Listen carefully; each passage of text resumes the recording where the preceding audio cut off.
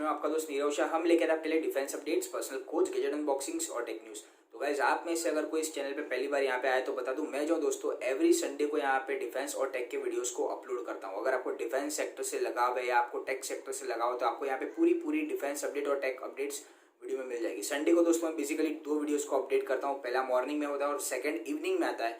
पहला डिफेंस का होता है और दूसरा जो दोस्तों टेक्नोलॉजिकल वीडियो यहाँ पे होता है।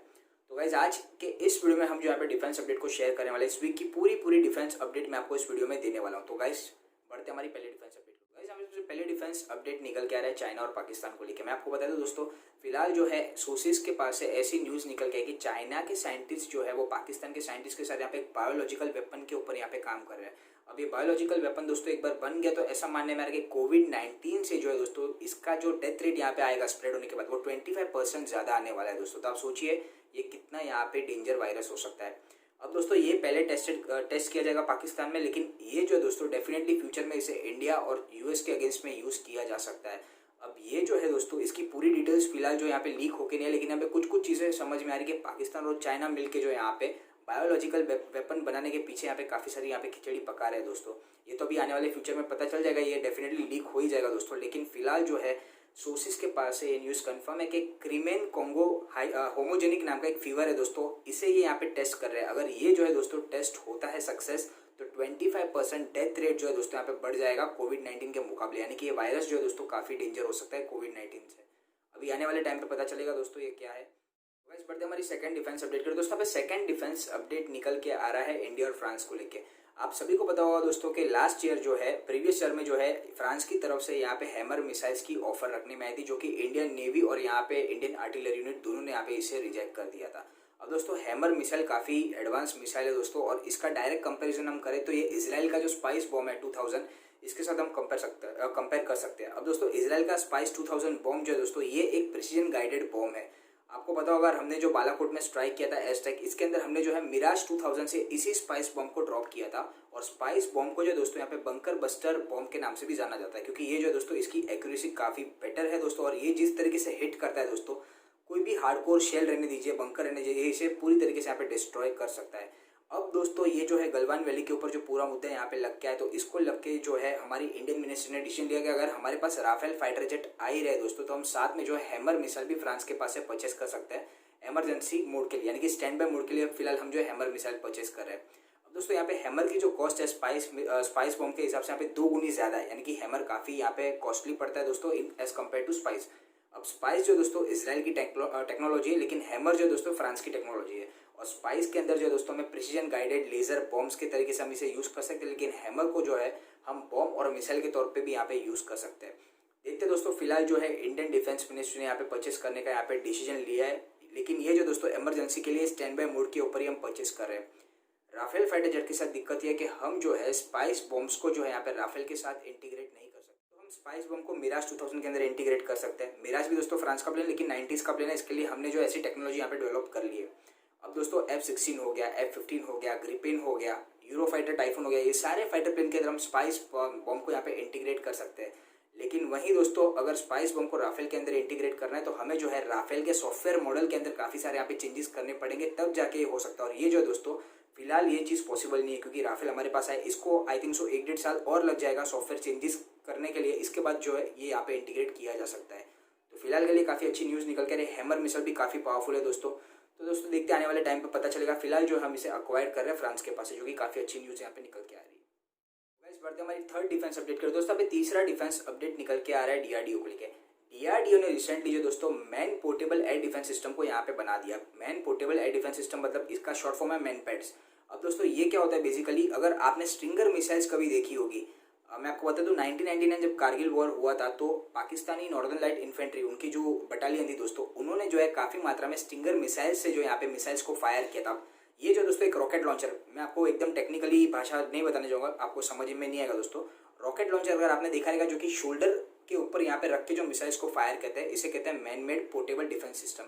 अब दोस्तों डीआरडीओ ने इसे डेवलप कर दिया दोस्तों, ऐसा न्यूज़ निकल के आ रहा है। ये जो है दोस्तों वर्ल्ड का पहला ऐसा एयर डिफेंस सिस्टम होगा मैन हेल्ड पोर्टेबल सिस्टम, जिसके अंदर से जो है इसकी स्पीड 2 मैक की होगी। अब तक का कोई भी मैन पोर्टेबल जो डिफेंस सिस्टम है दोस्तों, इसकी स्पीड इतनी नहीं जितनी इसकी होगी। इसकी 2 मैक की स्पीड होगी और दोस्तों ये सरप्राइजिंग बात ये दोस्तों, अगर हम इसे हवा में फायर करते हैं, एयर में फायर करते हैं किसी एयरप्लेन के अगेंस्ट में, तो ये जो दोस्तों 15,000 फीट तक ट्रैवल करके उस प्लेन को पूरी तरीके से यहाँ पे डिस्ट्रॉय कर देगा। अगर इसे मैं फेस टू फेस फायर करता हूँ, यानी कि अगर मैं इसे लैंड टू लैंड फायर करता हूँ सामने, अगर मैं टैंक में से फायर करता हूँ, तो इसकी रेंज है 8 किलोमीटर की, जो कि काफ़ी अच्छी न्यूज़ यहाँ पे निकल के आ रही है।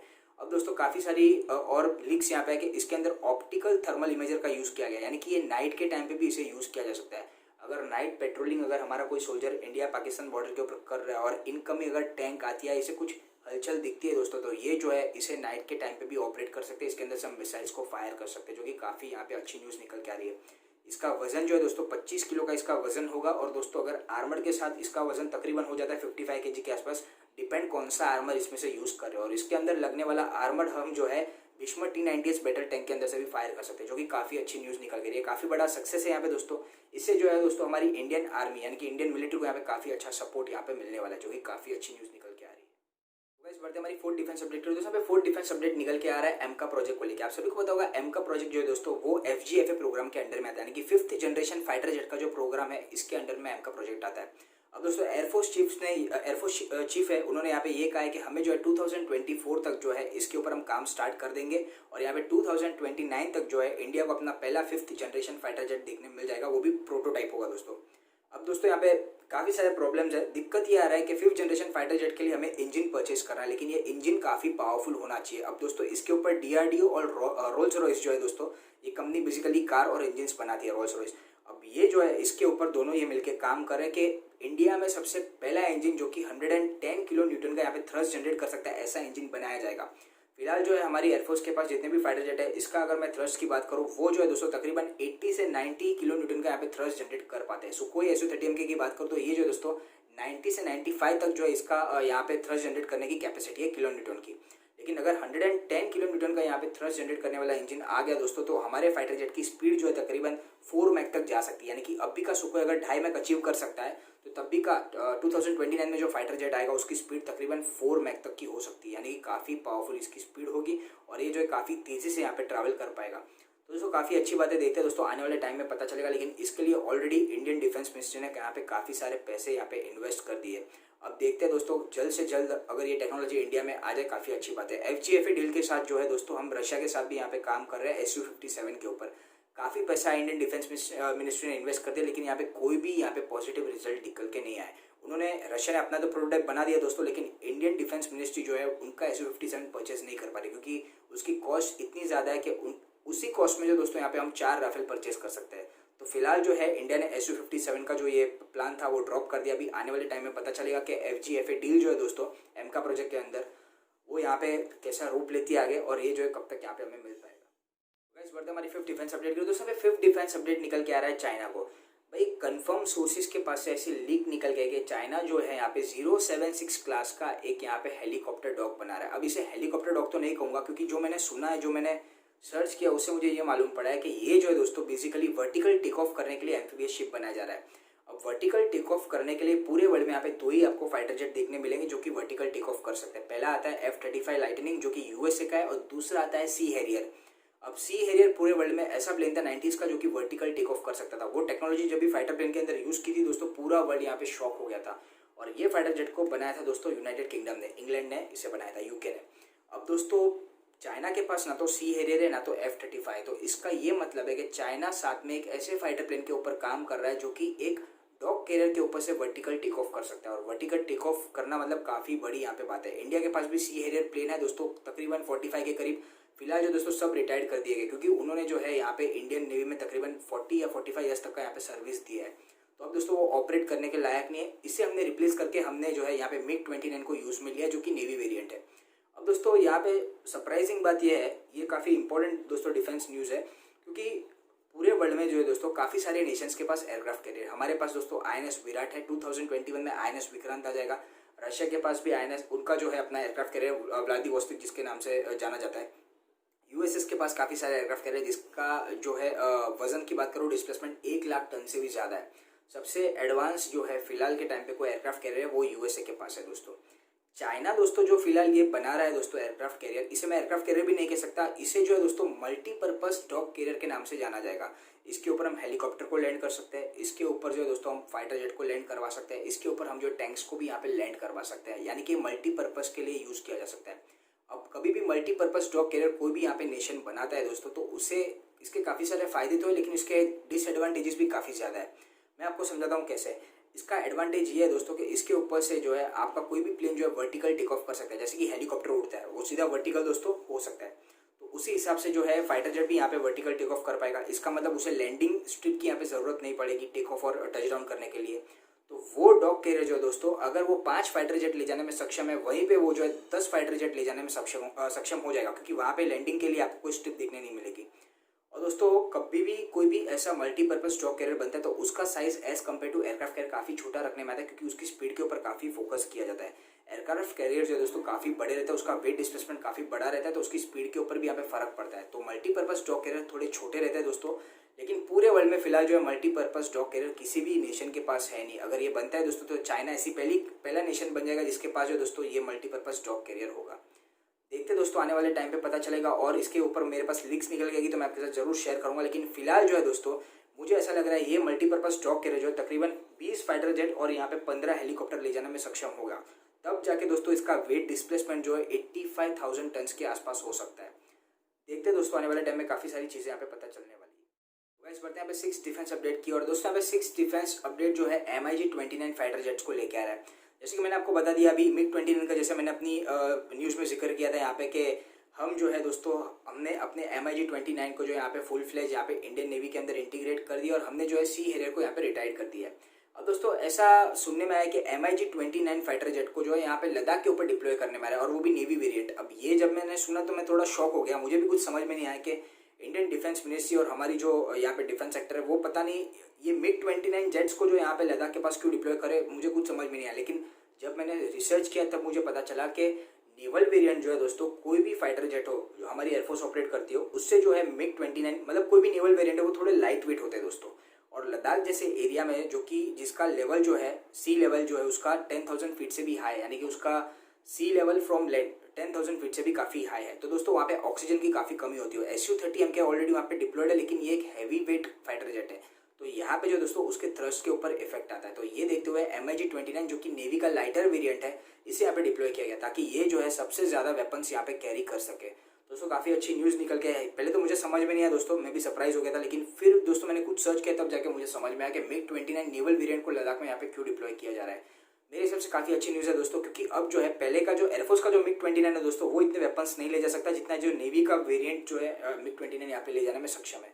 काफ़ी अच्छी न्यूज़ निकल के आ रही है दोस्तों, देखते हैं आगे ये जो है यहाँ पे कितनी कारगर यहाँ पे साबित होती है। वैसे बढ़ते हैं हमारी 7 डिफेंस अपडेट। दोस्तों यहाँ पे 7 डिफेंस अपडेट निकल के आ रहा है USA और चाइना को लेके। वेनेसडे लास्ट वीक दोस्तों वेनेसडे के करीब जो है USA का एंडरसन एयरबेस है, यहाँ से जो है दोस्तों USA के एयरफोर्स ने अपने काफ़ी सारे बॉम्बर प्लेन को जो है दोस्तों यहाँ पे साउथ चाइना सी में चाइना के अगेंस्ट में उतार दिया। अब दोस्तों यहाँ पे पूरी एयरक्राफ्ट फ्लीट होती है। अगर आपको बता दूं कभी भी एयरक्राफ्ट की जो फ्लीट चलती है दोस्तों तो पूरी फ्लीट उसमें रहती है। एयरक्राफ्ट कैरियर हो गए, डिस्ट्रॉयर हो गए, कॉर्वेटीज हो गए, एम्फीबियस शिप हो गए। तो यहाँ पे दोस्तों USS Nimitz, USS Ronald Reagan, USS Richard और यहाँ पे USS रोजावेल्ट, ये चार एयरक्राफ्ट कैरियर दोस्तों ऑलरेडी साउथ चाइना से में डिप्लॉय कर दिए। जिसके वेट की बात करो तो एक एयरक्राफ्ट कैरियर का वेट है 1 लाख टन के आसपास। 1 लाख टन के दोस्तों एयरक्राफ्ट कैरियर, और हर एक एयरक्राफ्ट कैरियर कम से कम यहाँ पे जो 25 से 30 फाइटर जेट ले जाने में यहाँ पे सक्षम है। रोजावेल्ट की बात करो तो ये जो तकरीबन 50 एयरक्राफ्ट यहाँ पे ले जा सकता है। तो काफ़ी बड़ी बात है, काफ़ी सारे यहाँ पे एयरक्राफ्ट कैरियर डिप्लॉय कर दिए। अब दोस्तों यहाँ पे शॉकिंग बात ये है कि वेडनेसडे को सारे के सारे प्लेन्स जो है एंडरसन एयरबेस USA से यहाँ पे उन्होंने यहाँ पे टेक ऑफ लिया था और साउथ चाइना सी के यहाँ पे रीजन में दोस्तों वो लोग पहुंचे थे। अब फ्राइडे जो दोस्तों USA का एक बॉम्बर प्लेन जो है दोस्तों चाइना के बॉम्बर प्लेन के यहाँ पे आमने सामने आ गया दोस्तों। चाइना के बॉम्बर प्लेन ने उन्हें वार्निंग दे के आप ये एरिया छोड़ दीजिए, और उसके बाद जो USA ने जो यहाँ पे बैकफुट कर दिया। USA ने यहाँ पे कोई एक्शन लिया नहीं दोस्तों। USA जो है वहाँ पे साउथ चाइना सी में अपनी मिलिट्री एक्सेस को कंडक्ट कर रहे हैं, नेवल एक्सेस को यहाँ पे कंडक्ट कर रहे हैं दोस्तों। अभी देखते हैं दोस्तों आने वाले टाइम पे मुझे ऐसा लग रहा है काफ़ी सारे यहाँ पे साउथ चाइना सी में क्लैशेस और बढ़ सकते हैं चाइना USA के साथ। और वहीं दोस्तों ताइवान और इंडोनेशिया भी यहाँ पे काफ़ी एक्टिव हो गए साउथ चाइना सी में, उन्होंने भी जो अपनी नेवल यहाँ पे मूवमेंट को यहाँ पे शुरू कर दिया। देखते दोस्तों आने वाले टाइम पे जो है साउथ चाइना सी को यहाँ पे लेके काफ़ी सारे यहाँ पे विवाद और खड़े होने वाले हैं, क्योंकि यहाँ पे सोर्सेज के हिसाब से ऐसी भी न्यूज़ निकल के आई कि चाइना ने जो है काफ़ी सारे आर्टिफिशियल आइलैंड्स को ऑलरेडी साउथ चाइना सी में यहाँ पे बना दिया, जो कि बड़े बड़े बॉम्बर प्लेन और JF-17 जैसे जेट्स को वहाँ पे इजीली लैंड करवा सकते हैं।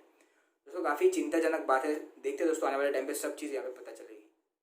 दोस्तों बढ़ते हमारी 8 डिफेंस अपडेट है। दोस्तों 8 डिफेंस अपडेट निकल के आ रहा है उत्तराखंड की गवर्नमेंट को लेकर। अब उत्तराखंड की गवर्नमेंट ने जो दोस्तों इंडियन डिफेंस मिनिस्ट्री से यहाँ पे रिक्वेस्ट किया कि वो जो है उत्तराखंड में यहाँ पे 3 एडवांस लैंडिंग ग्राउंड यहाँ पे बनाने की रिक्वेस्ट कर ले।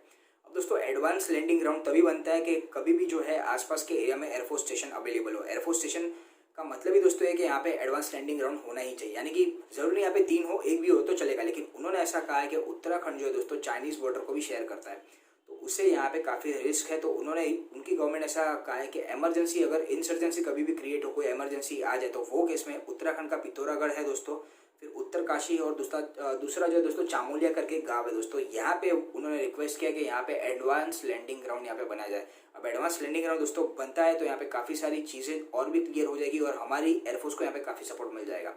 तो राफेल के स्क्वाड्रन को शायद डिवाइड किया जा सकता है। पहला स्क्वाड्रन जो है दोस्तों अंबाला एयरबेस के ऊपर होगा, दूसरा स्क्वाड्रन जो होगा दोस्तों उसे हासीमारा वेस्ट बंगाल और आसाम की बॉर्डर के ऊपर ही हम यहाँ पे डिप्लॉय कर सकते हो। तीसरा अगर ये बनता है दोस्तों तो उत्तराखंड में जो है यहाँ पे डिप्लॉय होने के पूरे चांसेस है राफेल के।